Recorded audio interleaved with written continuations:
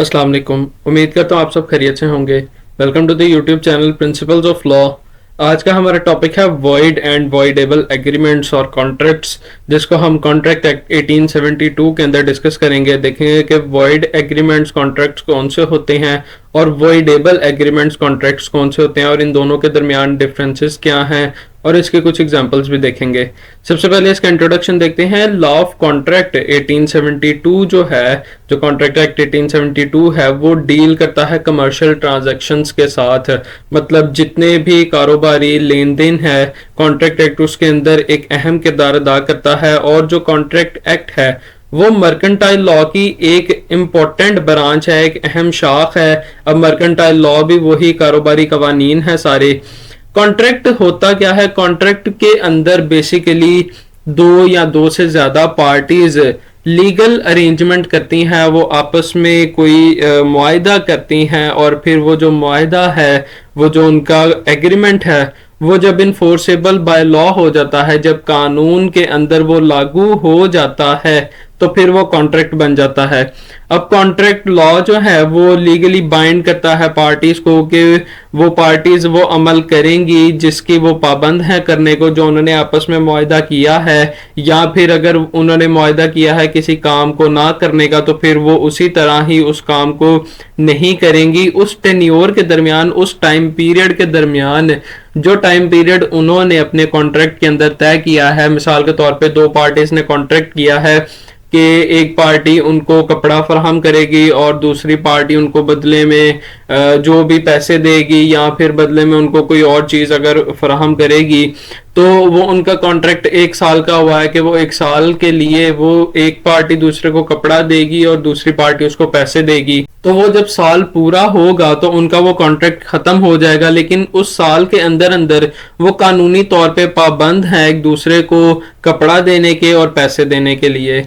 फिर उसके बाद जो कॉन्ट्रैक्ट के मेजर एलिमेंट्स हैं उसके अंदर ऑफर आ जाती है, एक्सेप्टेंस आ जाती है, और ये एक कानूनी रिलेशन जो है वो कायम किया जाता है जिसके अंदर कंसिडरेशन भी शामिल होती है। कॉन्ट्रैक्ट के अंदर एक पार्टी की तरफ से ऑफर की जाती है, दूसरी पार्टी उसको एक्सेप्ट करती है, और दोनों के लिए कोई ना कोई बीच में कंसिडरेशन मौजूद होती है। जैसे कि हमने एग्जांपल डिस्कस की थी कपड़े की और पैसों की, तो उसमें वो पार्टी जो कपड़ा फराहम कर रही है दूसरी को, उसमें उसके लिए पैसे कंसिडरेशन रखते हैं, और जो पार्टी कपड़ा लेकर पैसे दे रही है उस पार्टी के लिए कपड़े कंसिडरेशन है। अब कॉन्ट्रैक्ट एक्ट 1872 जो है वो पूरे पाकिस्तान के ऊपर प्रिवेल करता है, पूरे पाकिस्तान के अंदर लागू होता है, और कोई भी प्रोविजन इस एक्ट की, लॉ ऑफ कॉन्ट्रैक्ट 1872 की, वो किसी और कानून के खिलाफ नहीं जाती। नेक्स्ट हेडिंग है रेलिवेंट प्रोविजन की। सेक्शन 2G, 2I और 2J, और उसके अलावा 10, 20, फिर 24 से 30 तक, और फिर 56 कॉन्ट्रैक्ट एक्ट 1872 का डील करता है इस क्वेश्चन के साथ। नेक्स्ट हेडिंग है डेफिनेशन ऑफ वॉइड एग्रीमेंट। जो सेक्शन 2G है कॉन्ट्रैक्ट एक्ट 1872 का, वो कहता है कि कोई भी ऐसा एग्रीमेंट जो कानून की तरफ से इन्फोर्सेबल ना हो, जिसको कानून की ताकत हासिल ना हो, जिसको हम कानून के अंदर लागू नहीं करवा सकते, वो एग्रीमेंट वॉइड एग्रीमेंट कहलाता है। नेक्स्ट हेडिंग है डेफिनेशन ऑफ वॉइड कॉन्ट्रैक्ट। अब जो सेक्शन 2J है कॉन्ट्रैक्ट एक्ट 1872 का, वो कहता है कि वॉइड कॉन्ट्रैक्ट वो कॉन्ट्रैक्ट होते हैं जिनको बिल आखिर कानून की तरफ से ही रोक दिया जाता है। मतलब उसको कानून की ना तो इन्फोर्समेंट मिलती है और ना ही कानून उसको सपोर्ट करता है, बल्कि कानून उसको बिल्कुल ही रोक देता है, खत्म कर देता है, वो उसको शुरू ही नहीं होने देता। तो वो कॉन्ट्रैक्ट जो शुरू ही ना हो सके कानून के अंदर, वो वॉइड कॉन्ट्रैक्ट कहलाता है। नेक्स्ट हेडिंग है रीजंस ऑफ वॉइड कॉन्ट्रैक्ट। अब इसके कुछ मेन रीजंस देख लेते हैं जिनकी बुनियाद पे कॉन्ट्रैक्ट वॉइड होता है। किसी भी कॉन्ट्रैक्ट के अंदर अगर कोई गैर कानूनी हरकत मौजूद हो तो वो कॉन्ट्रैक्ट वॉइड हो जाता है। फिर उसके अलावा वो कॉन्ट्रैक्ट जो कानून के अंदर लीगल हो लेकिन कोर्ट उसको एक्सेप्ट ना करे क्योंकि वो किसी भी बुनियादी असूल की खिलाफ वर्जी करता हो, तो ऐसी सूरत में भी कॉन्ट्रैक्ट वॉइड होता है। फिर उसके बाद कॉन्ट्रैक्ट तब भी वॉइड होता है जब कानून के अंदर कोई तब्दीली आ जाए, या फिर वो पूरी तरह से जब परफॉर्म हो जाता है तब भी वो कॉन्ट्रैक्ट वॉइड हो जाता है। मतलब कि जो हमने एक एग्जांपल डिस्कस की थी उसमें हमने 1 साल का टेन्योर लिया था, अब जब वो साल पूरा हो गया तो अब वो कॉन्ट्रैक्ट कंप्लीट हो गया, वो कॉन्ट्रैक्ट अब दोबारा आगे नहीं चलेगा, इसलिए वो कानून के अंदर कॉन्ट्रैक्ट वॉइड है। नेक्स्ट हेडिंग है फीचर्स ऑफ वॉइड कॉन्ट्रैक्ट। अब इसके अंदर कुछ वॉइड कॉन्ट्रैक्ट के फीचर्स भी देखते हैं। सबसे पहले है इनफोर्सबिलिटी बाय लॉ। वॉइड कॉन्ट्रैक्ट को कानून सपोर्ट नहीं करता, कानून उसको इन्फोर्स नहीं करता, क्योंकि जो रिक्वायरमेंट्स एक वैलिड कॉन्ट्रैक्ट के लिए होती हैं वॉइड कॉन्ट्रैक्ट उसको फुलफिल नहीं करता, इस वजह से कानून उसको इन्फोर्स नहीं करता। फिर उसके बाद है कंपनसेशन। वॉइड कॉन्ट्रैक्ट के अंदर कोई भी कंपनसेशन अदा नहीं की जाती, क्योंकि इसके पीछे भी वही वजह है कि ये वैलिड कॉन्ट्रैक्ट की रिक्वायरमेंट्स को पूरा नहीं करता। फिर उसके बाद है नेचर ऑफ कॉन्ट्रैक्ट।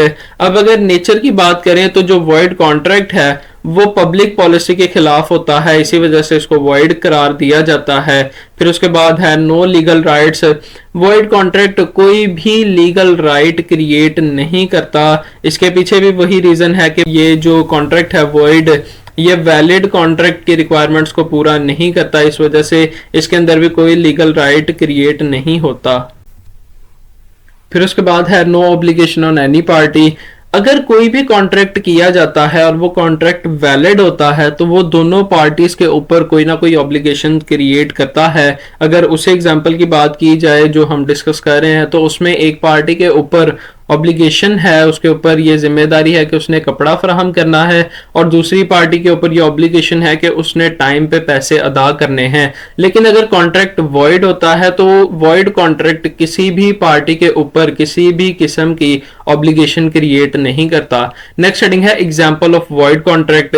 अब कोई भी ऐसा एग्रीमेंट जिसके अंदर कोई गैर कानूनी हरकत शामिल हो, वो मिसाल है वॉइड एग्रीमेंट की या वॉइड कॉन्ट्रैक्ट की। जैसे कि कॉन्ट्रैक्ट अगर किसी ड्रग डीलर या बायर के दरमियान हो तो वो कॉन्ट्रैक्ट वॉइड कॉन्ट्रैक्ट होता है, क्योंकि वो कॉन्ट्रैक्ट गैर कानूनी शर्तों शराइत के ऊपर बुनियाद रखता है। इस कॉन्ट्रैक्ट की सूरत में कोई भी पार्टी अदालत के पास नहीं जा सकती कॉन्ट्रैक्ट को इन्फोर्स करवाने के लिए। अगर दोनों में से कोई भी एक पार्टी कॉन्ट्रैक्ट को ओबे नहीं करती, वो उसका ब्रीच करती है, उसको तोड़ती है, तो दूसरी पार्टी अदालत के पास नहीं जा सकती उसको इन्फोर्स करवाने के लिए, क्योंकि कॉन्ट्रैक्ट वॉइड कॉन्ट्रैक्ट होता है। नेक्स्ट हेडिंग है डेफिनेशन ऑफ वॉइडेबल कॉन्ट्रैक्ट। अब हम डिस्कस करेंगे वॉइडेबल कॉन्ट्रैक्ट को कि वॉइडेबल कॉन्ट्रैक्ट कौन सा होता है। सेक्शन 2I कॉन्ट्रैक्ट एक्ट 1872 का बयान करता है कि कोई भी ऐसा एग्रीमेंट जो कानून की तरफ से इन्फोर्सेबल हो किसी एक या एक से ज्यादा पार्टी के ऊपर, लेकिन वो किसी दूसरी पार्टी की ऑप्शन पे इन्फोर्सेबल ना हो, तो ऐसा कॉन्ट्रैक्ट वॉइडेबल कॉन्ट्रैक्ट होता है। सिंपली अगर बात करूं तो कोई भी ऐसा कॉन्ट्रैक्ट जो जिस वक्त बना उस वक्त वो वैलिड था, क्योंकि वो पूरी रिक्वायरमेंट्स फुलफिल करता था वैलिड कॉन्ट्रैक्ट की, लेकिन बाद में उसके साथ कुछ ऐसा हुआ कि उसने जो रिक्वायरमेंट्स थी वैलिड कॉन्ट्रैक्ट की उसको फुलफिल नहीं किया। मतलब कि अगर तो उसने पार्टीज की इंटेंशंस को क्लियर नहीं किया, या फिर वो कानून की जिस प्रोविजन पे बेस करता था वो कानून बदल गया, तो ऐसी सूरत में वो कॉन्ट्रैक्ट अब वैलिड से वॉइडेबल कॉन्ट्रैक्ट हो गया। या फिर कोई भी ऐसा एग्रीमेंट जिसको एक पार्टी तो परफॉर्म करना चाह रही हो लेकिन दूसरी पार्टी उसको परफॉर्म ना करना चाह रही हो, तो ऐसा कॉन्ट्रैक्ट भी वॉइडेबल कॉन्ट्रैक्ट होता है। इसमें जाहिर सी बात है जोर जबरदस्ती फिर शामिल हो जाती है, तो ऐसी सूरत में जो कॉन्ट्रैक्ट है वो वॉइडेबल हो जाता है। नेक्स्ट हेडिंग है रीजंस ऑफ वॉइडेबल कॉन्ट्रैक्ट। अब कुछ ऐसी रीजंस है जिनकी बुनियाद पे कॉन्ट्रैक्ट वॉइडेबल हो जाता है, उनको देखते हैं। सबसे पहले आ जाएगा मिस्टेक, कि अगर कॉन्ट्रैक्ट करते वक्त जो फैक्ट्स बयान किए जाते हैं, जो हकाइक रखे जाते हैं जिनके ऊपर कॉन्ट्रैक्ट किया जाता है, उन्हीं के अंदर अगर कोई मिस्टेक हो, कोई गलती हो, तो ऐसी सूरत में कॉन्ट्रैक्ट वॉइडेबल हो जाता है। फिर उसके बाद अगर आप किसी भी पार्टी की कंसेंट अनड्यू इन्फ्लुएंस के साथ लो, उसकी मर्जी के खिलाफ लो, जोर जबरदस्ती से लो, तो ऐसी सूरत में कॉन्ट्रैक्ट वॉइडेबल हो जाता है। फिर उसके बाद अगर आप कोई कॉन्ट्रैक्ट माइनर के साथ करो जो कॉन्ट्रैक्ट करने के काबिल नहीं होता, उसके साथ किया हुआ कॉन्ट्रैक्ट भी वॉइडेबल होता है। फिर उसके बाद अगर कॉन्ट्रैक्ट के अंदर किसी भी किस्म की मिसरिप्रेजेंटेशन या फ्रॉड शामिल हो तो भी कॉन्ट्रैक्ट वॉइडेबल होता है। और कोई ऐसा कॉन्ट्रैक्ट जिसको पूरा करने में नाकामी हो जाए स्पेसिफाइड टाइम के अंदर, वो कॉन्ट्रैक्ट भी वॉइडेबल हो जाता है। नेक्स्ट हेडिंग है फीचर्स ऑफ वॉइडेबल कॉन्ट्रैक्ट। अब वॉइडेबल कॉन्ट्रैक्ट्स के कौन कौन से फीचर हैं, इसमें सबसे पहले इन्फोर्सेबिलिटी बाय लॉ आ जाता है।